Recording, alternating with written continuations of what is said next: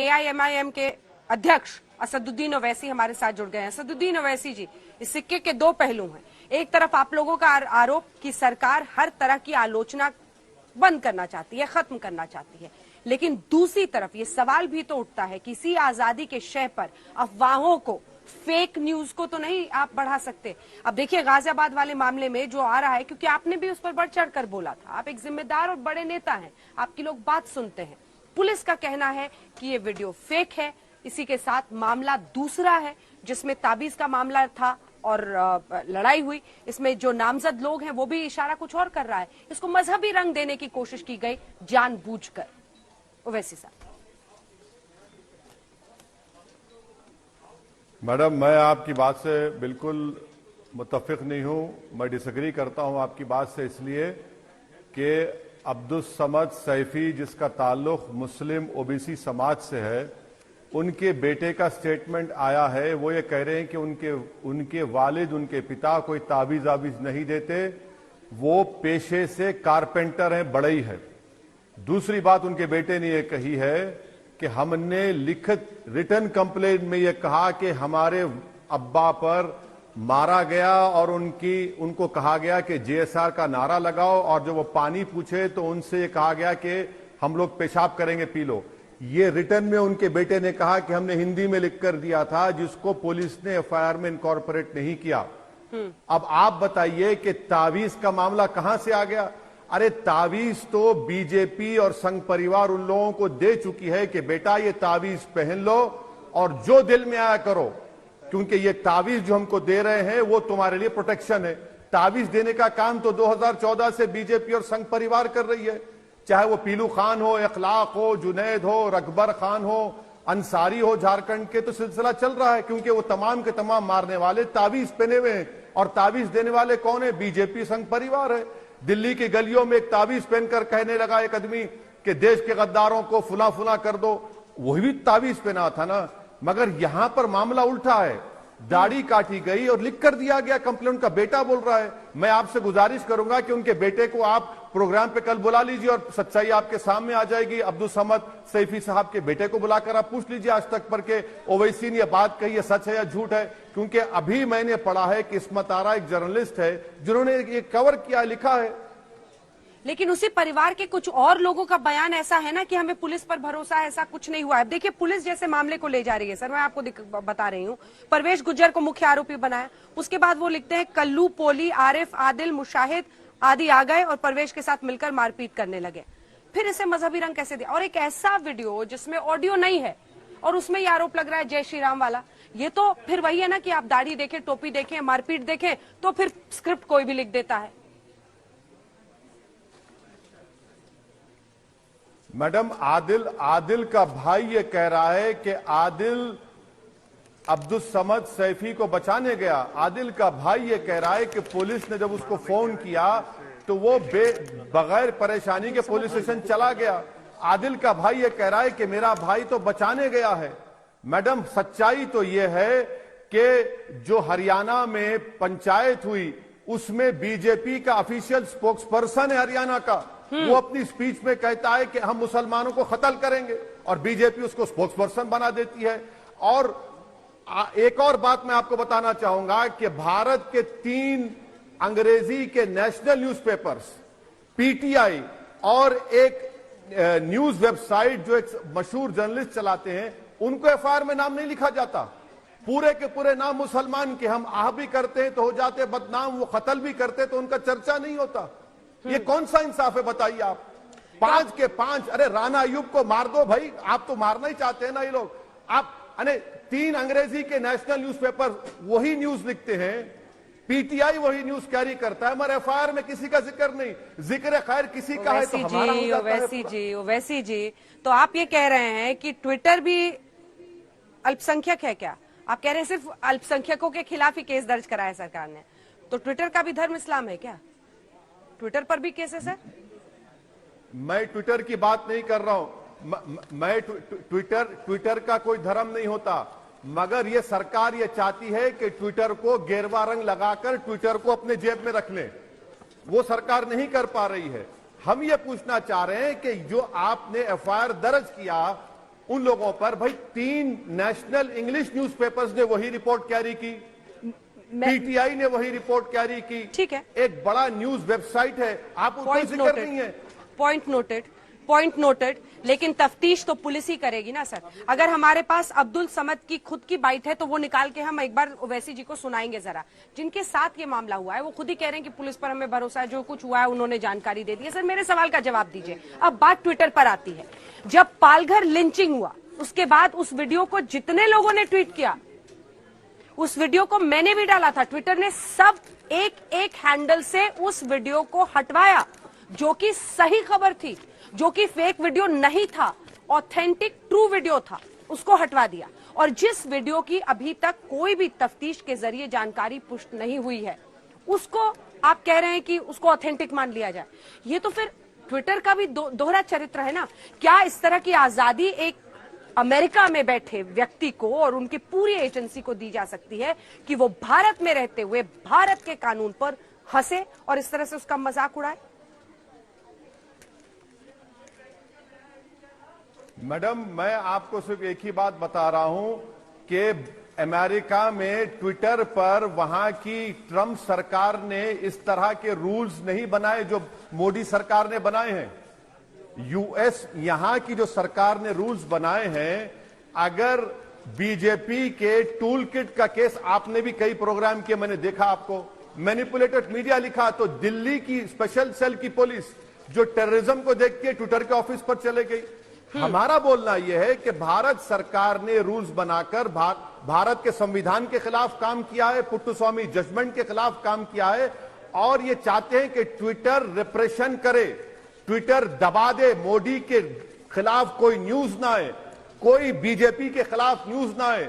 और आपको एक और बात बताता हूं, मुझे ट्विटर से अगर कभी ईमेल आता है तो कहते हैं कि हमें गवर्नमेंट ऑफ इंडिया से ये मिला है कि आपने फुला ट्वीट किया, मगर हम कुछ नहीं कर रहे हैं, आपको बता रहे हैं, क्या तो आप इसको एक्शन ले लीजिए।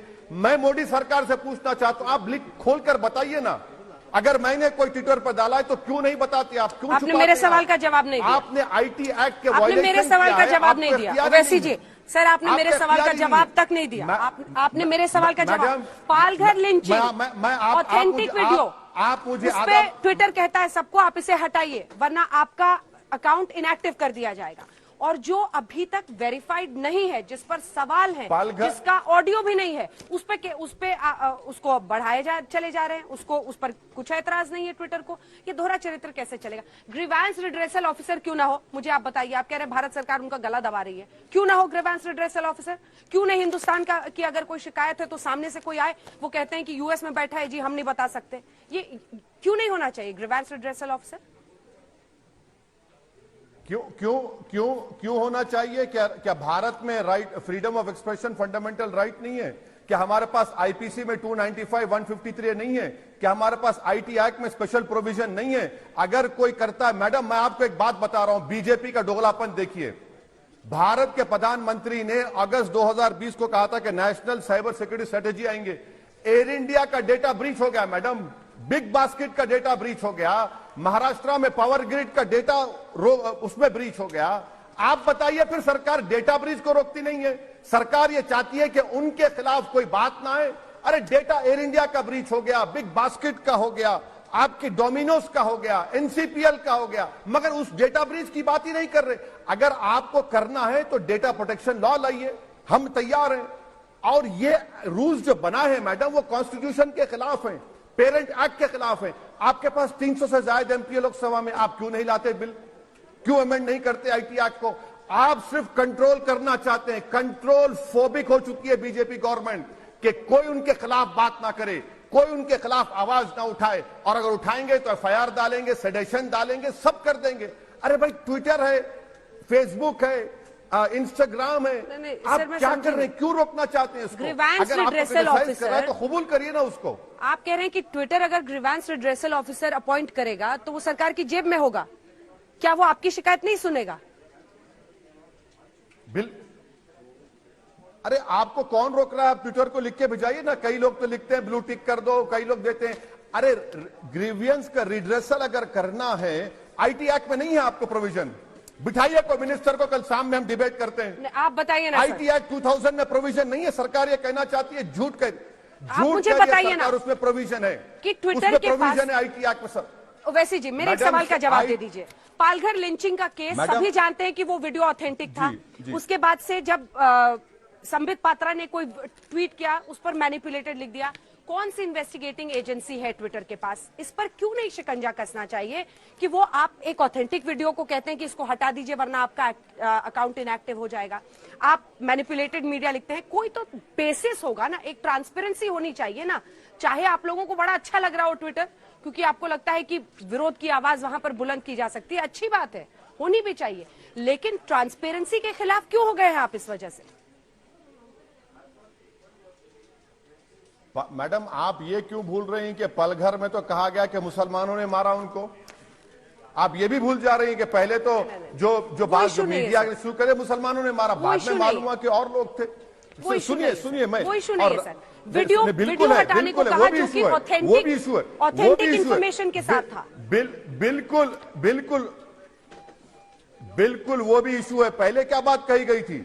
मुसलमानों ने मारा पलघर में, और पलघर का तो केस चल रहा है ना बॉम्बे हाई कोर्ट में, अब मालूम हो जाएगा। रहा सवाल बीजेपी का टूल किट का, तो अब तक एक्शन क्यों नहीं लिए? और टूल किट का होता तो दिल्ली स्पेशल सेल की पुलिस जो टेररिज्म देखती है ट्विटर के ऑफिस को पहुंच जाती है। क्यों? टेररिज्म को देखने के लिए। टेररिज्म अब दिल्ली का स्पेशल सेल देखेगा? अरे दिल्ली का स्पेशल सेल को अगर देखना है तो पावर ग्रिड का कैसा डेटा ब्रीच हुआ, NCPL का कैसा हुआ, एयर इंडिया का कैसा हुआ, बिग बास्केट का कैसा हुआ, करोड़ों आपका हमारा डेटा जा चुका है। चीन पावर ग्रिड में घुस गया, उसके पास आपका स्ट्रेटेजी नहीं है। क्यों आप ट्विटर को कंट्रोल करना चाहते हैं? अगर आपको कंट्रोल करना है, आपको रोकना है फेक न्यूज, तो डेटा प्रोटेक्शन लॉ लाइए ना। क्यों नहीं लाते डेटा प्रोटेक्शन लॉ? आप क्यों रोकना चाहते हैं डेटा प्रोटेक्शन लॉ को? और मेरा और आपका डेटा कोई भी इस्तेमाल करेंगे। अच्छा, एक और बात, सरकार हर ट्विटर यूजर को सस्पेक्ट समझती है। रूल्स में कहती है कि 6 महीने तक आप डेटा को रोक कर रखिए। कौन होता है ट्विटर में डेटा रोकने वाला? राइट टू प्राइवेसी का जजमेंट है सुप्रीम कोर्ट का। क्या प्रोटेक्शन है मेरे डेटा का? कुछ प्रोटेक्शन नहीं है। मगर सरकार राइट टू डिसेंट को रोकना चाहती है। सरकार ये समझती है कि नरेंद्र मोदी की डिग्निटी फ्रीडम ऑफ भारत के फ्रीडम ऑफ एक्सप्रेशन से बढ़कर है। आपको मालूम हो, हैरत होगी कि भारत मुल्क पूरे विश्व में दूसरा मुल्क है जो बार बार लिखता है सोशल मीडिया के इन प्लेटफॉर्म्स को कि डेटा निकालिए, डेटा खत्म करिए। क्यों लिखते हैं आप ये चीजें? क्यों छुपाना चाहते हैं आप G7 में जाकर साइन करके आते हैं और भारत में आपकी एक अलग पॉलिसी है। चलिए ठीक है, इस पर हम लोग बहस अभी आगे करेंगे। 3-4 सवाल मन में है, लेकिन मुझे बताया जा रहा है कि वो बाइट जो मैं आपको सुनाना चाहती थी अब्दुल समद, उनका जल्दी से जरा प्ले आउट करके सुनाइए ओवैसी साहब को। सुनिए सर, फिर बताइएगा। ये तो कुछ और ही कह रहे हैं जिनके साथ खुद घटना हुई है गाजियाबाद की। सुनिए। पुलिस वाले ले गए, ले के बयान हुए। मेरे बयान होने के बाद में पुलिस वालों ने मेरी इतनी मदद करी है, इतनी कार्रवाई करी है। उन्होंने एक मुलजिम को भेज दिया है और एक मुलजिम को, 2 मुलजिम को और भेज रहे हैं, और मैं उनका शुक्रगुजार हूँ। पुलिस वालों ने मेरी बहुत मदद करी है। ये ऐसा क्यों कह रहे हैं ओवैसी जी, अगर आपकी बात सच है तो?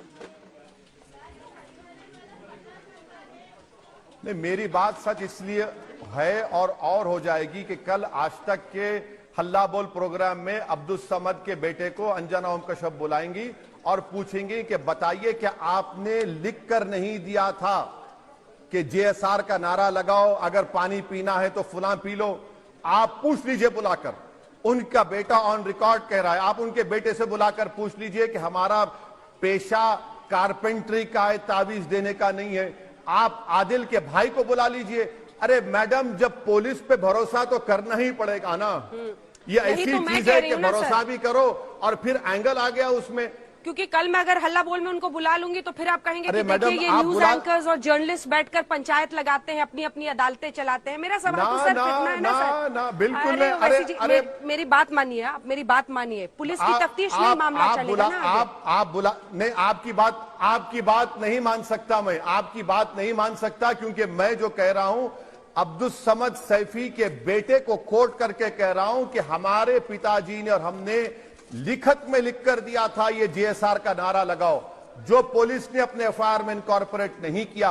मैं तो अभी शाम में खबर आई आदिल है के ना भाई सर। बबलू को कोट कर रहा हूं जिसने कहा कि वो ये बचाने खबर गया। तो अभी शाम में आई है ना सर जी। जो तिनके का सहारा मिला है उन लोगों को जिन्होंने पहले ही वीडियो अरे ट्वीट कर मैडम- दिया था, बातें फैला रहे थे, उनको तो तिनके का सहारा अभी शाम में मिला है ना।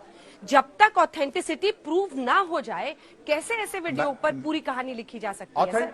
ऑथेंटिसिटी मैं इसीलिए कह रहा हूं ना कि आज तक ऑथेंटिसिटी हो जाएगी। आप बुला लीजिए अब्दुल समद के बेटे को और पूछिए कि ओवैसी ने आज प्रोग्राम में बात कही थी कि आपने लिख कर दिया था, आपका तावीज का धंधा नहीं है। आप बबलू को बुला लीजिए, सब मालूम हो जाएगा ना। हम ये पूछना चाह रहे हैं कि आखिर सरकार इस वाकये को इस नजरिए से क्यों नहीं देख रही है कि 2014 से जो वाकयात चलते आ रहे हैं ये तो हेट क्राइम है।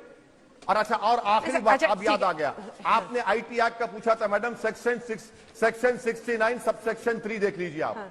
Section 69 subsection 3 of IT act देख लीजिए 2000। ठीक है, एक आखिरी सवाल क्योंकि वक्त अब का अंत आ रहा है, जल्दी से आप मुझे बताइए कि क्या आरिफ, आदिल, मुशाहिद आदि जिन लोगों को पकड़ा है पुलिस ने, ये भी जबरदस्ती कह रहे थे अब्दुल समद से कि आप जय श्री राम के नारे लगाइए? ये तो अब्दुल समद सैफी के बेटे कह रहे हैं, यही तो बात कह रहे हैं। इनके बेटे को आप बुला लीजिए मैडम, आप बुला लीजिए, आपको अंदाजा लग जाएगा, आपको सच्चाई मालूम हो जाएगी। चलिए, बहुत बहुत धन्यवाद आपका ओवैसी जी हमारे साथ जुड़ने के लिए, तमाम सवालों का जवाब देने के लिए। लेकिन सच शुक्रिया। पूरी तरह से सामने आएगा, उसके बाद ही पूरी बात साफ हो पाएगी। धन्यवाद आपका।